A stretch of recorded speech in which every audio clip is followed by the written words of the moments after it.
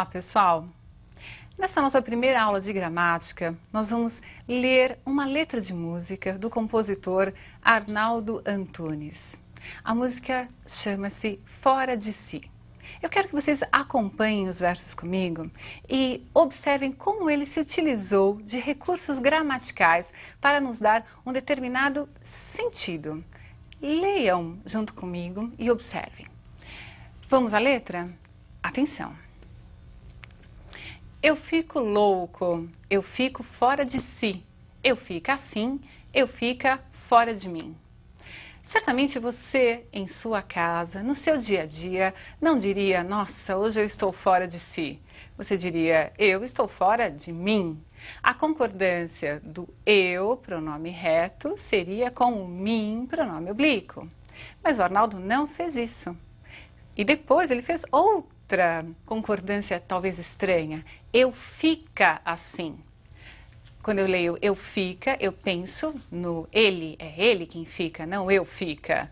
Muito bem, vocês vão me dizer, não entendi, ele está errando de propósito?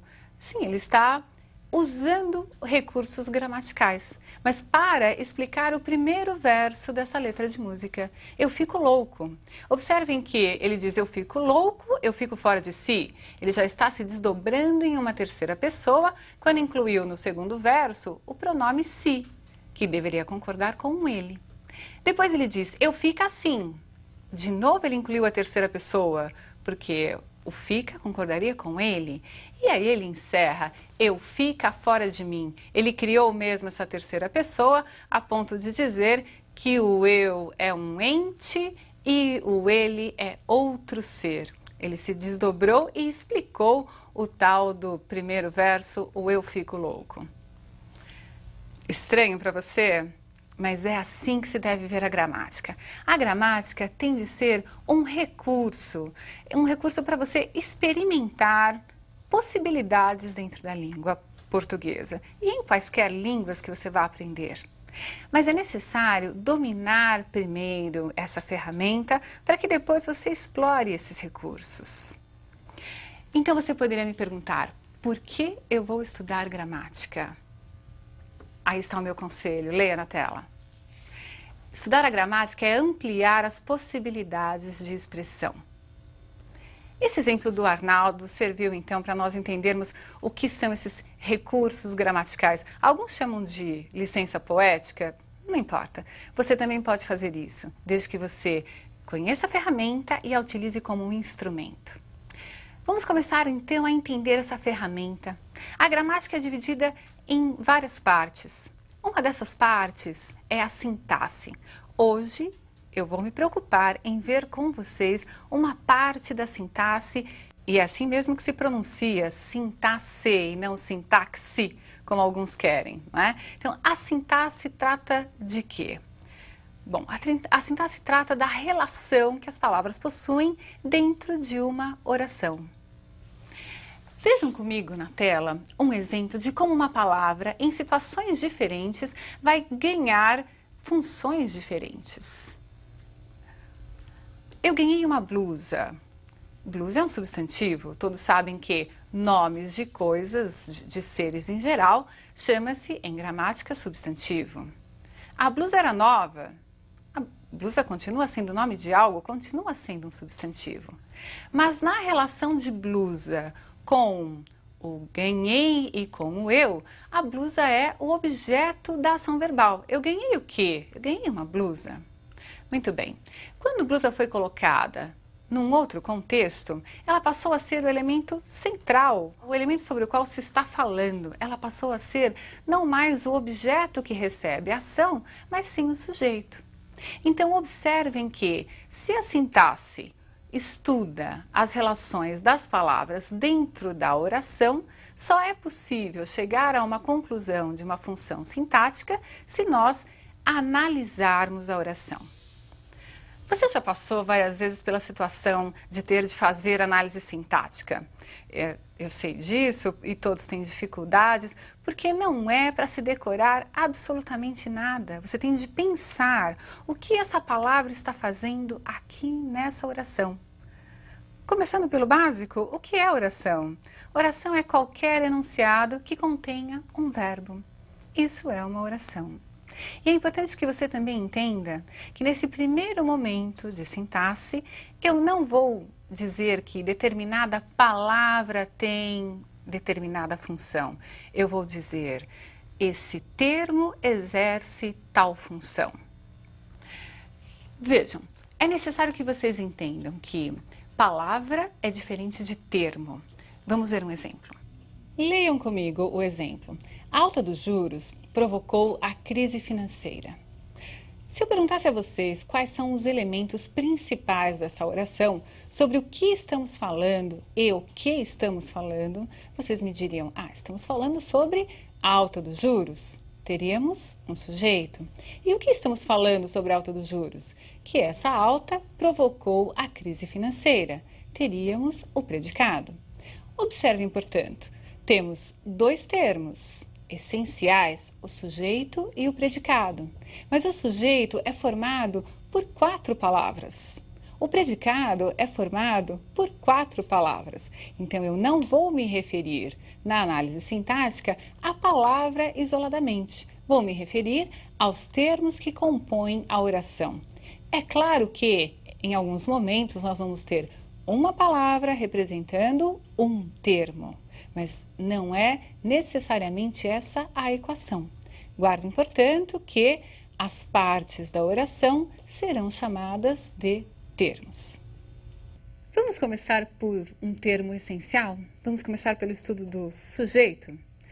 Eu acho que você já entendeu que sujeito é aquele termo, não é a palavra, hein? É o termo sobre o qual se declara alguma coisa. Nós temos 5 tipos de sujeito. Né? Alguns gramáticos simplesmente fazem a divisão em sujeito determinado e sujeito não determinado. Nós vamos fazer uma divisão didática, né? Para que vocês entendam como é possível reconhecer esses sujeitos determinados e não determinados e como é que você faz para, através do verbo, chegar a essa classificação. Comecemos pelos sujeitos mais simples, o chamado sujeito simples e composto. Leiam comigo. Gravamos então a definição. Sujeito é o termo sobre o qual se declara algo. Quando o sujeito será simples? Vejam lá. Os jovens adoraram a iniciativa. Sobre quem estamos falando? Estamos falando sobre os jovens.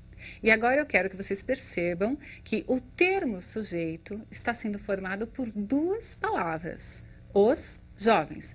Mas há uma palavra principal. Qual é? Jovens, claro. Se eu tenho uma única palavra, um único núcleo importante, eu chamo o sujeito de simples. Vejam o exemplo seguinte. Saúde, educação, segurança pública e assistência social teriam muito a ganhar com essa mudança. Nós temos aí várias palavras e um único termo, é um sujeito composto. São várias palavras, um único termo e a classificação é sujeito composto porque são vários os núcleos importantes. Nós estamos falando sobre a saúde, sobre a educação, sobre a segurança e sobre a assistência social. Então, nós temos 4 palavras importantes que representam 4 núcleos desse sujeito composto. Muito bem. Não é muito difícil, não é? Então, simples é um núcleo, uma palavra que se encarrega de ser o elemento centralizador da informação. No sujeito composto, aí sim, é um termo, sujeito composto, mas são várias palavras que são significativas, que são importantes. Sujeito simples, sujeito composto. E o outro sujeito que nós vamos ver agora são chamados de sujeitos determinados. Por que determinados? Porque nós temos certeza de qual é o sujeito. Vejam comigo um sujeito oculto. Ele é determinado porque eu consigo saber qual é, mas ele está escondido na oração. Escondido ou pela desinência verbal, pela terminação do verbo, ou então ele está escondido no contexto, mas eu consigo identificar. Por isso ele é chamado também de determinado, ao lado do sujeito composto e do sujeito simples. Vamos ler? Contei a história muitas vezes. Observem, contei a história. Será mesmo necessário escrever eu contei a história? Ou vocês já saberiam que o verbo contar se refere ao eu? Eu acho que vocês já saberiam. Isso quer dizer que o verbo ou a terminação do verbo, a chamada desinência verbal, já indica a pessoa sobre quem se está falando. O sujeito é determinado? Sim, mas ele foi ocultado. Por quê? Porque o verbo já dá a informação necessária. Estamos falando sobre o eu. Tudo bem para vocês? Vamos complicar um pouquinho só. Nós vamos ver dois exemplos de um sujeito que é chamado indeterminado. Entenda o seguinte, o indeterminado é aquele que eu não quero revelar. Não quero por quê? Porque eu não sei ou porque eu não posso. Né? Eu posso não saber quem fez a ação ou eu posso não querer contar quem fez a ação. O importante é que houve um sujeito, sim, que fez a ação, mas não está identificado na oração. Vamos ler os dois exemplos? Vejam, destruíram os monumentos históricos. A ação foi feita, alguém destruiu, houve um sujeito fazedor da ação verbal. Precisa-se de muita gente para a reconstrução. Observem novamente, a ação existe, alguém precisa de muita gente. Quem é exatamente, eu não posso precisar. Eu não sei se foram várias pessoas que destruíram os monumentos, se foi uma pessoa que destruiu. Eu não sei quem é que precisa de muita gente. Eu sei que alguém precisa de muita gente. Enfim, nós temos aí a indeterminação do sujeito. Eu quero que vocês observem que há estruturas gramaticais definidas para se indeterminar o sujeito. E esse será o nosso ponto final nessa aula, mas que eu espero que tenha sido muito interessante para vocês. Vejam comigo as estruturas. Observem que essas estruturas serão sempre fixas. Se você encontrar as estruturas num texto, você terá o sujeito indeterminado. Vamos ler.